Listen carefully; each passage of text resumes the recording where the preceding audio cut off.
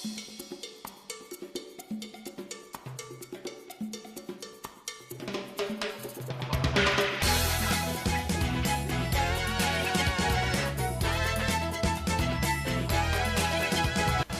those days when you want to class it up and make things special and fancy schmancy, I have this recipe for you. It is, okay, red snapper in an heirloom tomato cream sauce.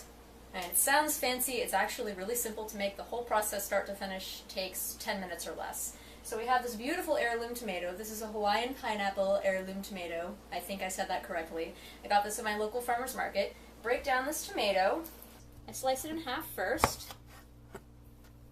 And you find this core, go in at a little diagonal on either end, and I rip that core out, cut it in half again. As done with our previous episode, we evacuate the seeds. Give yourself a little healthful libation.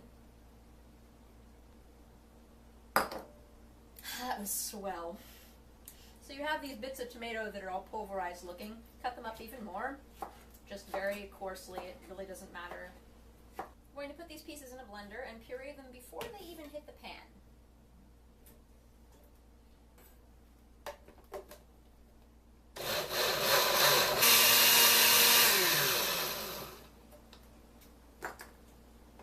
Set this aside for later.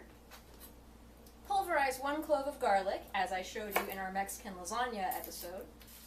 And next we want to julienne or chiffonade, whatever term it officially is, some basil leaves. Fresh basil leaves, please. No dried basil in this recipe. What I like to do to make my fresh herbs and other produce in general last longer is I put a paper towel around it when it's in the bag, because moisture equals going bad. Stack your basil leaves on top of each other very neatly. This is where neatness counts. And you want to roll them up like a cigar. I don't think any of you, myself included, have ever rolled a cigar before, but same theory.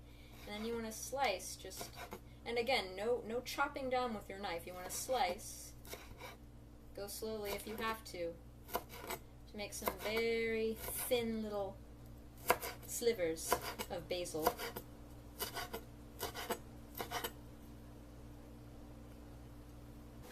Now that our ingredients are prepped, it's time to start cooking.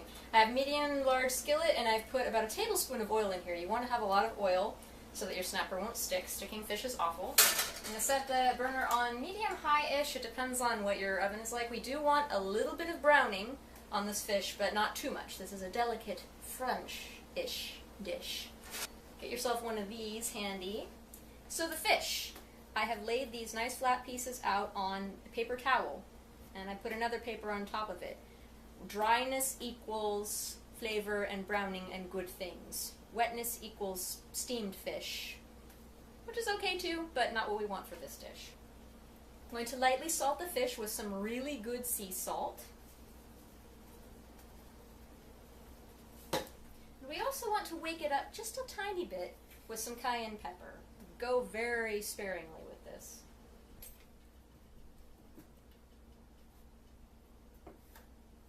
Salt the other side, but only cayenne pepper one side. Pan is nice and hot. We're going to put our fishies in.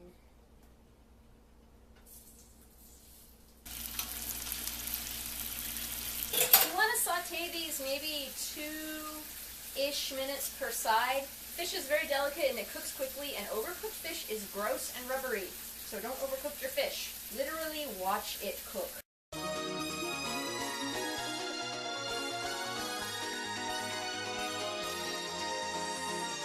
After your fish has fried sufficiently, transfer it to a plate.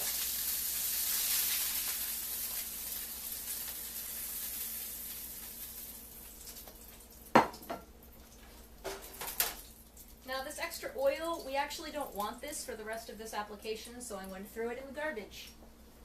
What we're going to do now is lower the heat, add some butter, because this is French. That garlic we minced earlier into the butter. I really wish you guys could smell this. We want to just heat that garlic through. We add our tomatoes that we pureed from earlier.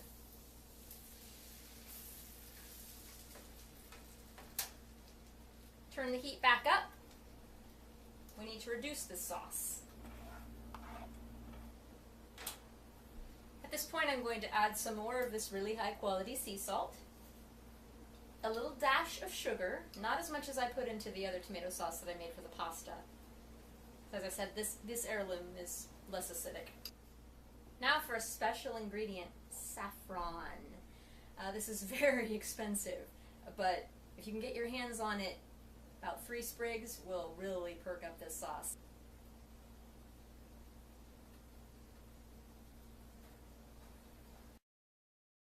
I abhor tomato sauce with no red wine. Well, this is French. Different rules apply. Besides, we're going to put cream in later. We're starting to really boil rapidly and get reduced pretty far here, so this is where you want to stir it.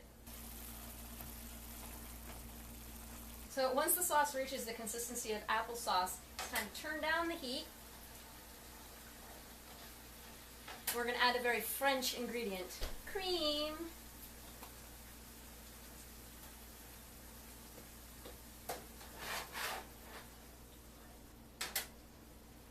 Turn the heat off. The cream not only makes the sauce taste delicious and have a lighter color, but it also thickens the sauce a little bit, surprisingly enough.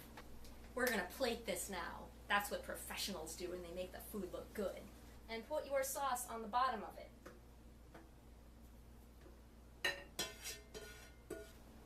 Ease the sauce all around the plate so it fills it up nicely.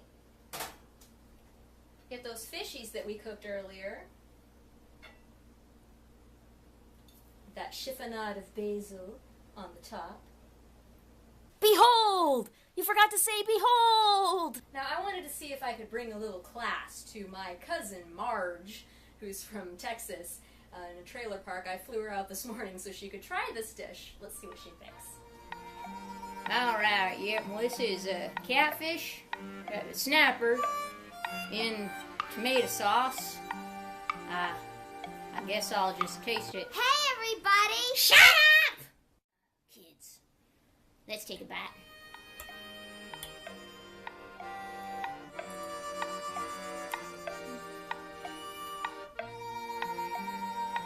It's pretty good. You got any ketchup?